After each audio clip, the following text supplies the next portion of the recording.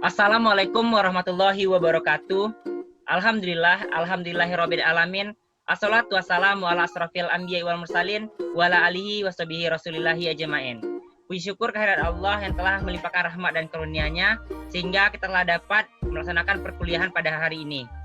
Baiklah, yang kami hormati Ibu Dr. Andos Sri Siswati APT SHMKes sebagai dosen pengampu mata kuliah manajemen pemasaran. Baiklah, kami dari kelompok 4 akan mempresentasikan hasil diskusi kami mengenai dasar-dasar pasar konsumen yang beranggotakan Aprila Maharani Devisa, Latifah Zafista, Dian Fitriova, Ade Betasril, Mutia Karenisa, Serina Cecilia Chandra, Lia Citra Dewi, Nurul Hafizah, dan Dia Salsabila.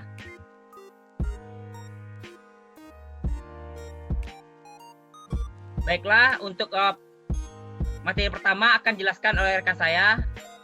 Dipersilakan. Untuk materi pertama itu mengenai pengertian dari pasar konsumen.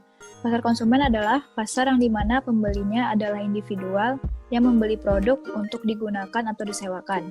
Pasar konsumen adalah kelompok individual, baik itu perorangan maupun rumah tangga, yang membeli dan mengkonsumsi barang atau jasa untuk kepentingan pribadi maupun keluarganya, tidak untuk maksud lain. Selanjutnya.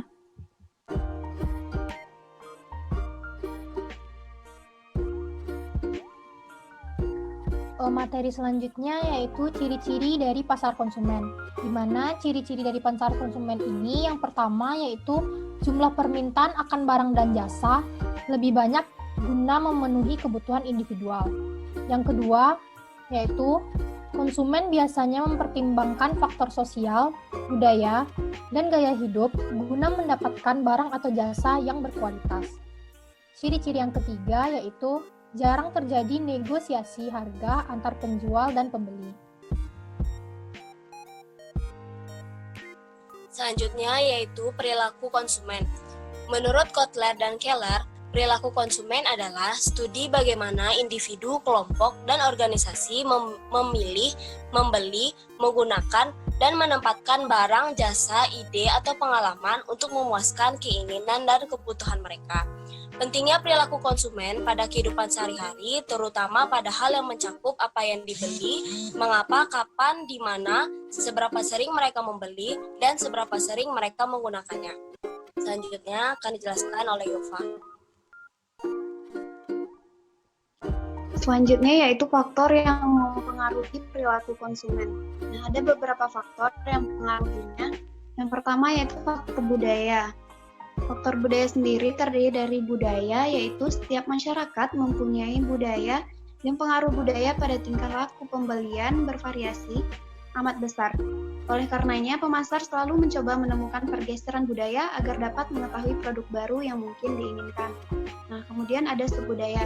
Subbudaya meliputi kebangsaan, agama, kelompok ras, dan wilayah geografis. Ketika subbudaya tumbuh besar dan cukup kaya, perusahaan sering merancang program pemasaran khusus untuk melayani mereka.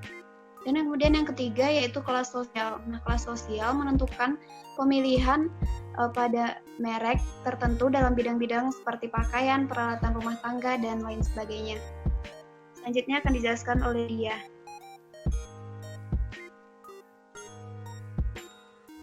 Baiklah, selanjutnya yaitu faktor sosial, di mana yang pertama ada kelompok kecil dan acuan, yaitu berfungsi sebagai titik perbandingan atau acuan langsung atau tidak langsung dalam membentuk sikap dan tingkah laku seseorang. Yang kedua yaitu ada kelompok referensi, dan merupakan semua kelompok yang mempunyai pengaruh langsung maupun tidak langsung terhadap perilaku dan sikap seseorang tersebut. Yang ketiga ada keluarga, di mana organisasi pembelian konsumen yang paling penting dalam masyarakat. Salah satu contoh yang paling dominan adalah keterlibatan suami istri dalam proses pembelian. Yang selanjutnya itu peran dan status. Sebagai contoh, seorang ibu yang bekerja di sebuah perusahaan yang sebagai manajer secara otomatis akan membeli pakaian yang sesuai dengan perannya, yang rapi, maka muncullah seragam kerja. Selanjutnya akan dijelaskan oleh rekan saya. Selanjutnya kita membahas tentang faktor pribadi. Yang pertama ada umur, selera akan makanan, pakaian, perabotan, dan yang seringkali berhubungan dengan umur mempengaruhi faktor umur. Contohnya pertumbuhan penduduk balita naik, maka pasar banyak yang menjual produk pampers, bedak, dan peralatan lainnya. Yang kedua ada pekerjaan. Nah, di pekerjaan seseorang mempengaruhi barang jasa yang akan dibelinya. Pekerjaan seseorang buruh kasar akan cenderung membeli banyak pakaian untuk bekerja, sedangkan pekerjaan kantor membeli lebih banyak jas dan dasi. Contohnya, perusahaan akan membuat pakaian yang kuat untuk pakaian tentara dan pemadam kebakaran. Yang ketiga ada situasi ekonomi, di mana pemasar produk yang peka terhadap pendapatan mengamati kecenderungan dalam pendapatan pribadi, tabungan, dan tingkat minat. Contoh dari situasi ekonomi sendiri yaitu upah tenaga kerja naik, maka perusahaan juga menaikkan harga pokok penjualan. Yang keempat ada kepribadian dan konsep nilai. Kepribadian mengacu pada karakteristik psikologi unik yang menyebabkan respon yang relatif konsisten dan tahan lama terhadap lingkungan dirinya sendiri. Nah, contoh dari kepribadian dan konsep nilai ini yaitu suatu merek tertentu diasosiasikan sebagai karakteristik perilaku tertentu. Contohnya jeans Levi's. Yang terakhir ada gaya hidup dan nilai. Gaya hidup menampilkan pola dan berinteraksi seseorang secara keseluruhan di dunia. Contoh dari gaya hidup atau lifestyle ini adalah dengan adanya gaya hidup glamor, maka muncullah usaha fashionable.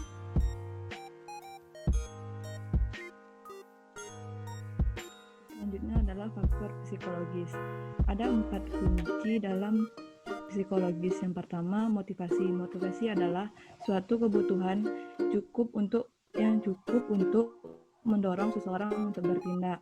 Dalam kebutuhan ini terbagi dua, ada kebutuhan biologis dan kebutuhan psikogenis. Yang biologis contohnya ada lapar, haus, dan tidak nyaman. Sedangkan yang psikogenis ini contohnya kebutuhan akan pengakuan, penghargaan, atau rasa keanggotaan kelompok. Selanjutnya ada persepsi.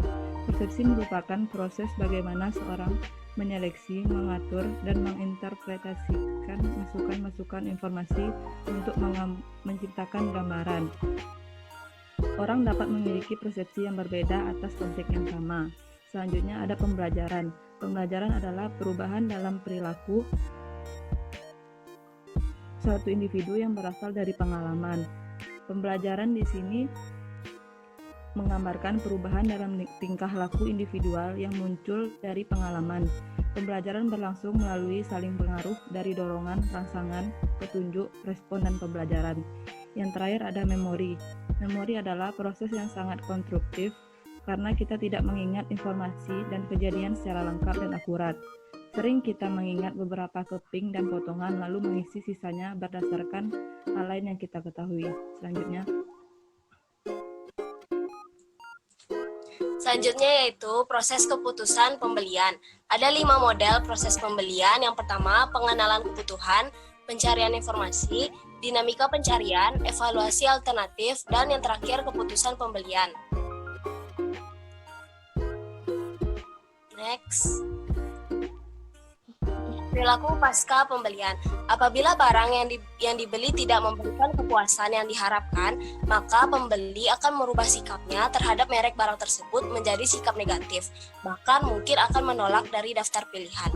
Karena itu, tugas pemasar tidak berakhir dengan pembelian. Pemasar harus mengamati yang pertama, kepuasan pasca pembelian, yang kedua, tindakan pasca pembelian, dan yang ketiga, penggunaan dan penyingkiran pasca pembelian. Baiklah, itulah penampilan dari kelompok kami. Salah dan janggal mohon dimaafkan. Akhir kata, wassalamualaikum warahmatullahi wabarakatuh.